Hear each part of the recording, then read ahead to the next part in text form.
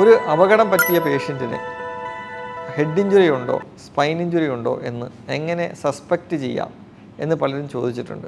നമ്മൾ ആദ്യം നോക്കേണ്ട കാര്യം പേഷ്യൻ്റ് കോൺഷ്യസ് ആണോ, ബോധമുണ്ടോ, ആൾ സംസാരിക്കുന്നത് പരിസരബോധത്തോടു കൂടിയാണോ സംസാരിക്കുന്നത്, ഈ കാര്യം ആദ്യം നോക്കുക. ബോധക്കേട്, കൂടെ ഛർദ്ദിക്കുക, അപസ്മാരമുണ്ടാവുക, ചെവിയിൽ നിന്ന് രക്തം വരിക, ഇതൊക്കെ ഹെഡ് ഇഞ്ചുറി, അതായത് തലച്ചോറിന് ഒരു ബ്ലീഡ് ഉണ്ടായിട്ടുണ്ടാവാനുള്ള സാധ്യതയുള്ളതിൻ്റെ ലക്ഷണങ്ങളാണ്.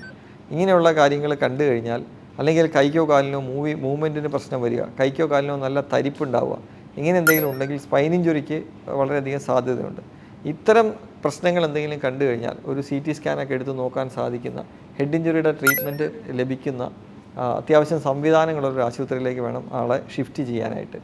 അതുപോലെ ആ ഷിഫ്റ്റ് ചെയ്യുന്ന സമയത്തും നമ്മുടെ നട്ടെല്ല് ട്വിസ്റ്റ് ചെയ്യുകയോ ബെൻഡ് ചെയ്യുകയോ ചെയ്യാതെ നമ്മളൊരു പലകയോ അല്ലെങ്കിൽ സ്ട്രെച്ചർ പോലത്തെ സംവിധാനം കിട്ടിയില്ലെങ്കിൽ ഒരു പലക പോലത്തെ സംവിധാനത്തിലേക്ക് പേഷ്യൻറ്റിനെ ചരിച്ച ശേഷം പലക വെച്ച് കൊടുത്ത് അതിലേക്ക് പേഷ്യൻറ്റിനെ കിടത്തിയിട്ട് വേണം കൊണ്ടുപോകാൻ. പറ്റാവുന്നിടത്തോളം പേഷ്യൻറ്റിൻ്റെ സ്പൈന്, നട്ടെല്ല് ട്വിസ്റ്റ് ചെയ്യരുത്, ബെൻഡ് ചെയ്യരുത്.